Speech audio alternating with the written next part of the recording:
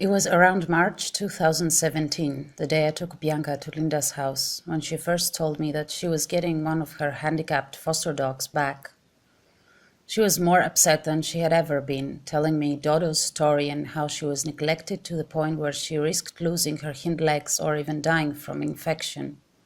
I had only met Linda a few months before, so I didn't really know which dog she was referring to.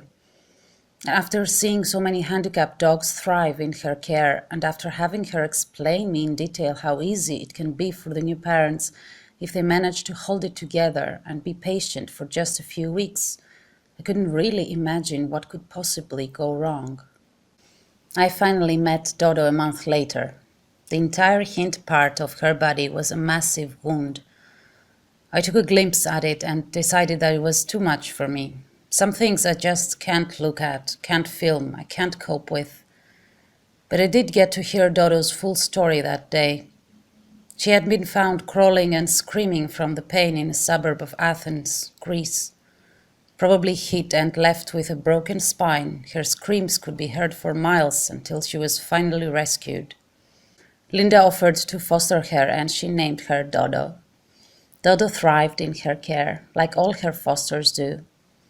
When Linda hurt her back really badly, she had no other choice but to place Dodo in another foster home. She trusted the people that had rescued her initially, and I guess they trusted the new foster parent.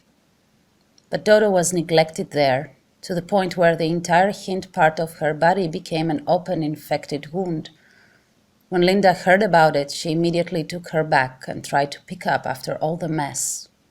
I watched her struggle for days, trying to keep Dodo's wounds clean, trying to stop the infection. I heard her complaining about the human indifference and stupidity. One day she proudly announced to me that she registered Dodo under her name, making her the only one responsible for Dodo's care. And the long days became weeks, but Dodo's wounds would not heal, so her only chance of surviving was to have her legs and tail amputated. And this is what happened.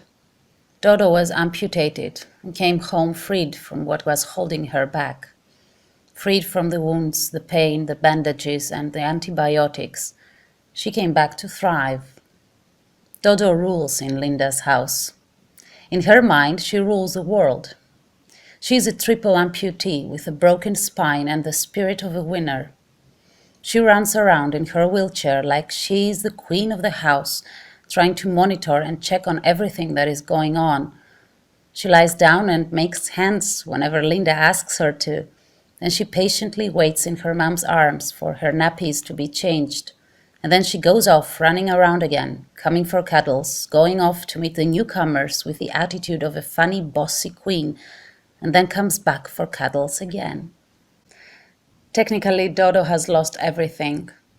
Explaining to anyone about her situation makes it hard for them to understand what kind of life this could possibly be.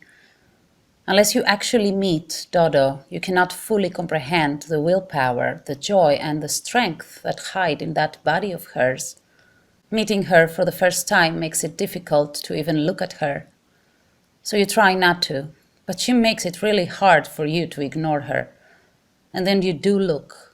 And what you focus on is her funny little face, her hilarious, inexplicable teeth, and that constant curiosity and wit in her beautiful black eyes. Dodo makes it hard for you to stay focused. You almost wish that she stayed still for a while, so you can experience the emotions you think you are supposed to when in her presence, the anger, the pity, the sadness. But instead, what you feel when you are around her is overwhelmed with joy. You feel like you should not be laughing at her, but you can't help it. It's that childish, naughty laughter coming from your inner child, and all you want to do is surrender to her charm and say, "Okay, you got me, let's just be naughty together." There are those moments during the day when Dodo actually relaxes in Linda's arms. She stays still while Linda pets her, gazing at something you can't see, like she's in a dream. It's a rare moment when you can take a glimpse into her soul, into her past, into who she really is. And who she is a stubborn little fighter, a dog that has the wisdom of an old child, who knows better than anyone that life is all about the fun of it.